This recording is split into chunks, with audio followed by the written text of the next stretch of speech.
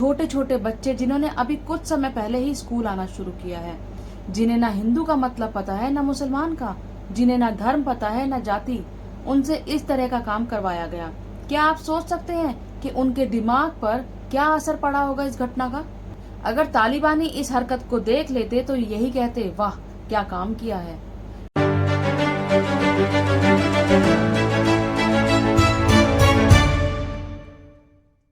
Hello and welcome दोस्तों, मैं हूं वंदना और आप देख रहे हैं लीगल चॉइस। दोस्तों, राहुल गांधी का एक बयान आया था जिसमें उन्होंने ये कहा था कि भाजपा ने पूरे देश में केरोसिन छिड़क दिया है और आज पूरे देश में जहां कहीं भी नजर जाती है वहां इस केरोसिन का असर दिखाई देता है। जी हाँ, हर दिन कोई ऐसी घटना सामने आ जाती है जो दिल दहला देती है।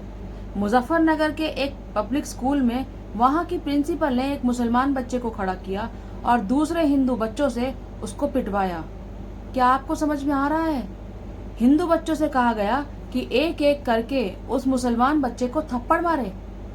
वो वीडियो में आपको नहीं दिखा सकती क्योंकि जिस तरीके से मणिपुर में महिलाओं को नंगा घुमाने के बाद सरकार को शर्म नहीं आई थी, बल्कि जब उनकी वो वीडियो वायरल हुई थी तब सरकार को शर्म आई थी क्योंकि देश की बदनामी हो रही थी और फिर उस वीडियो को सोशल साइट से हटवा लिया गया था। इसी तरीके से इस घटना में भी सरकार को इस घटना पर शर्म नहीं है, लेकिन जब ये वीडियो वायरल हो रहा है तो सरकार को शायद थोड़ी शर्म आ रही हो क्योंकि उससे भी देश की बदनामी होगी और हो सकता है इस वीडियो को भी जल्दी से जल्दी सोशल मीडिया से हटवा दिया जाए। तो इसकी वजह से मेरी वीडियो भी डिलीट कराई जा सकती है, इसलिए वो वीडियो मैं आप सबको नहीं दिखा सकती। पिछले 9 सालों में मोदी सरकार के द्वारा जितना जहर फैलाया गया है वो जहर अब हर जगह दिखाई दे रहा है, सड़कों से लेकर मस्जिदों तक, मस्जिदों से लेकर बस ट्रेनों तक और अब स्कूलों में भी। वही स्कूल जिन्हें हम शिक्षा का मंदिर कहते हैं और वहाँ के अध्यापकों को हम गुरु कहते हैं, जिस गुरु के लिए हम ये कहते हैं कि तुम ही हो माता पिता, तुम ही हो बंधु सखा, तुम ही हो।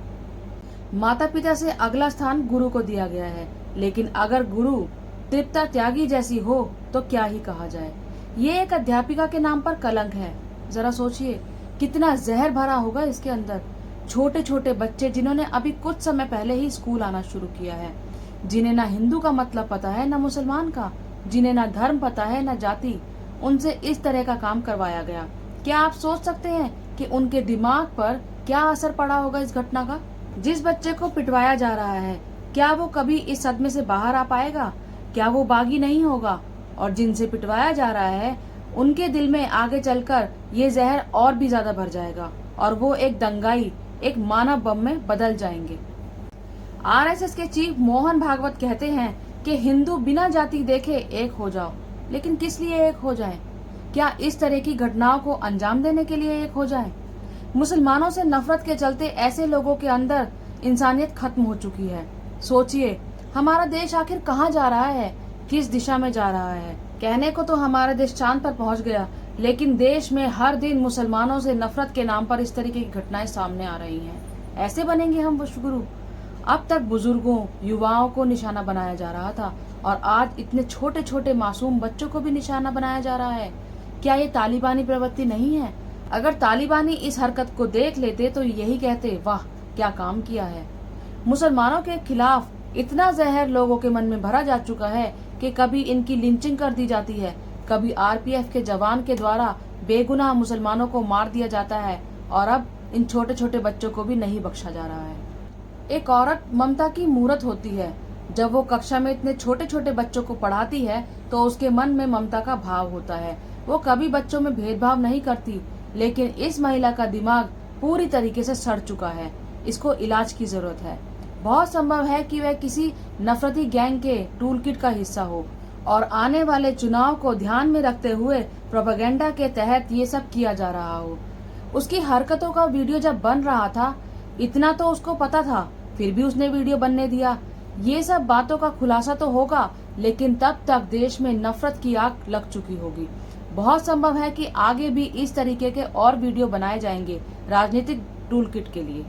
और अब इस पर एक्शन और प्रशासन की बात करें तो जिस तरीके से ये खबर सोशल मीडिया पर फैली, लोगों का दबाव बहुत बढ़ा, जिसकी वजह से उस अध्यापिका कहना ठीक नहीं है, उस तृप्ता त्यागी पर एफआईआर हो चुकी है। सोचिए कितना फर्क है एक अध्यापक जो बच्चों को सिर्फ इतना कहता है कि पढ़े लिखे आदमी को वोट दो, उसको रातों रात नौकरी से निकाल दिया जाता है। और एक अध्यापिका जो छोटे छोटे मासूम बच्चों के दिलों में जहर भरने का काम कर रही है, वो अभी तक अपनी नौकरी पर कार्यरत है। हो सकता है आगे जाकर इसको MLA भी बना दिया जाए। आप इस बारे में क्या सोचते हैं? अपनी राय को कमेंट बॉक्स में जरूर दीजिएगा। मेरी इस वीडियो को लाइक कीजिएगा, शेयर कीजिएगा और मेरे इस चैनल को सब्सक्राइब जरूर कीजिएगा। जय हिंद, जय भारत।